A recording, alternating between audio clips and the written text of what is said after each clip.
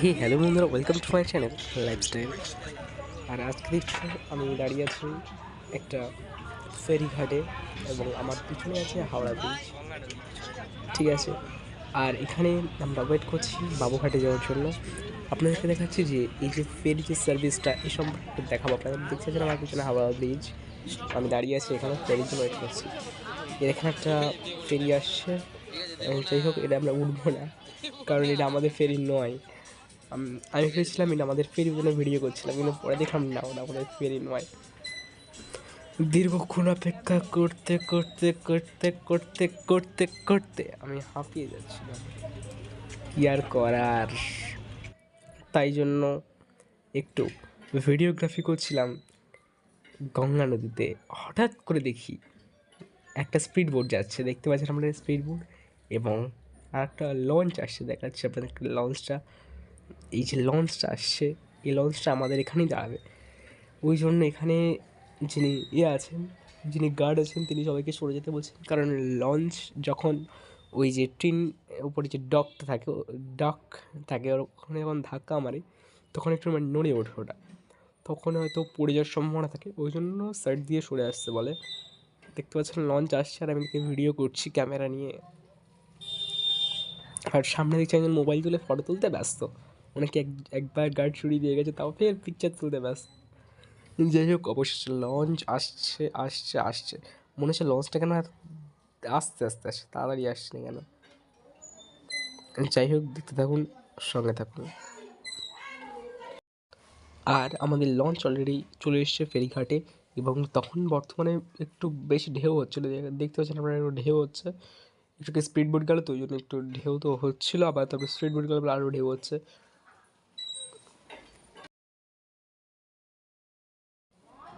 এবার দেখতে পাচ্ছেন বোটটা আস্তে আস্তে ঘুরে যাচ্ছে, এবার আমাদের ফেরিঘাটে দাঁড়াবে।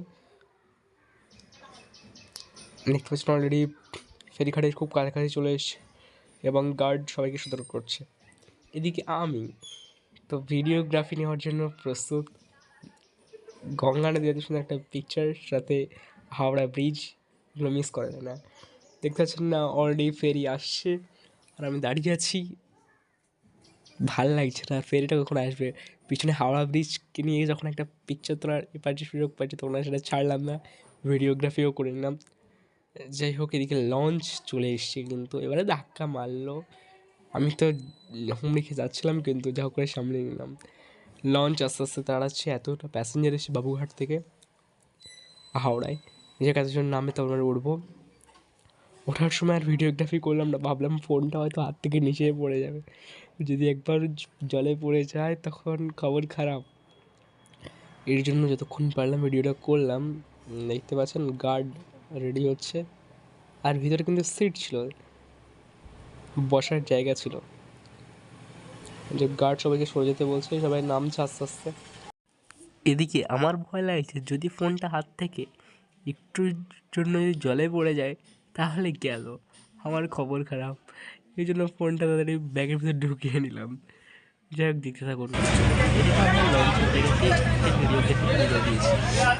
লঞ্চ অলরেডি চলছে এবং অনেক প্যাসেঞ্জার রয়েছে, আমরা একটা সিটটা পেয়েছিলাম, কিন্তু দুই সাইডের সিট ছিল মাঝখানে সেই জন্য একটু মাঝখানে সিটে বসে একটু হাফ করে একটা ভিডিও করছিলাম। তারপরে কিন্তু আমি উঠে গেলাম সিটে, সিটে বসলাম না। তিন সাইডে দেখছেন ফেরিঘাট, সামনে আমাদের হাওড়া ব্রিজের সাইডে যাবে, ওই সাইডে গিয়ে তারপরে ঘোরাচ্ছে আসে রিক্সা। এদিকে অনেকটা লাইটের জন্য বোঝা যাচ্ছে হাওড়া ব্রিজ, আর যে গাড়িগুলো চলছে পুরো মানে ঠান্ডার মতো মনে হচ্ছিল। যাই হোক, দেখছেন লঞ্চ কিন্তু চলা শুরু করে দিয়েছে, তার যে যাত্রাপথ সেই যাত্রাপথ যাওয়া শুরু করে দিয়েছে। আস্তে আস্তে লঞ্চ ঘুরছে এবং আস্তে আস্তে আমরা বাবুঘাটের উদ্দেশ্যে রওনা দিচ্ছি।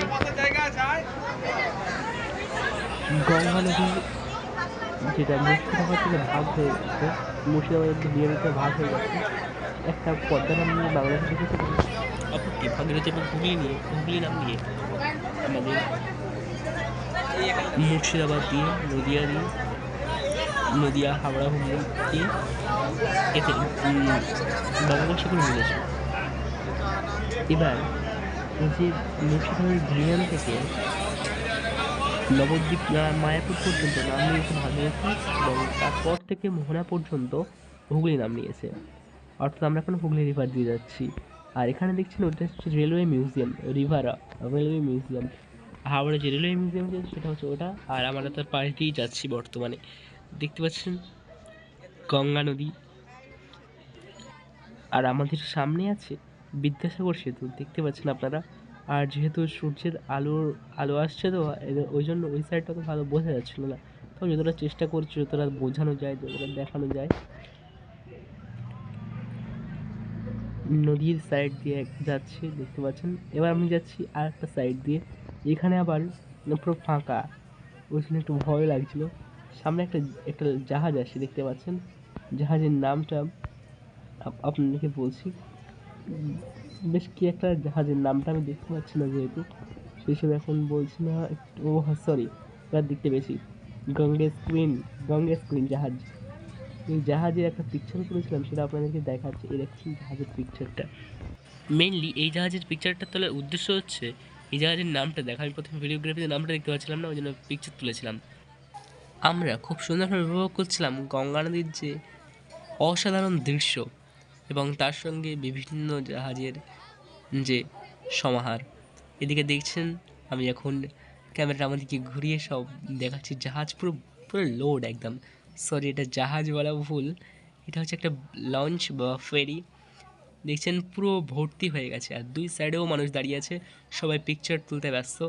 দেখতে পাচ্ছেন আপনারা ভিডিওগ্রাফিতে সবাই যে মতো পিকচার তুলছে।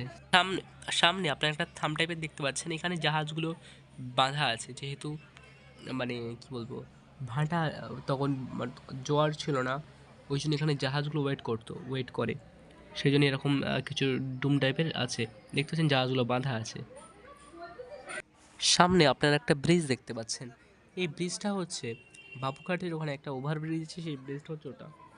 এবং দেখতে পাচ্ছেন আমরা অলরেডি চলে আসছি এই যে বাবুঘাট যে ফেরি, সেখানে আসছি। যে সামনে যেটা দেখতে পাচ্ছি সেটা বাবুঘাট ফেরি।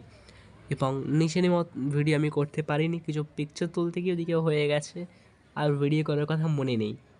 যাই হোক, এদিকে নামার তাড়া। দেখতে পাচ্ছেন এটা হচ্ছে বাবুঘাট ফেরিঘাট, এখানে আমরা নামবো। এবার নিচে নেমে কিছু পিকচার তুলেছি, আমি সেগুলো আপনাদেরকে দেখাবো। এখান থেকেও প্রচুর মানুষ আবার হাওড়া এগুলোতে রেডি হচ্ছে, দেখতে পাচ্ছেন অনেক মানুষের সমাগম এখানে। ধন্যবাদ ভিডিওটি শেষ পর্যন্ত দেখার জন্য। আর স্ক্রিনে যে ফটোটা দেখতে পাচ্ছেন, এটা আমি বাবুঘাট যে ফেরি সার্ভিসের যে ঘাট আছে সেখানে তুলেছিলাম।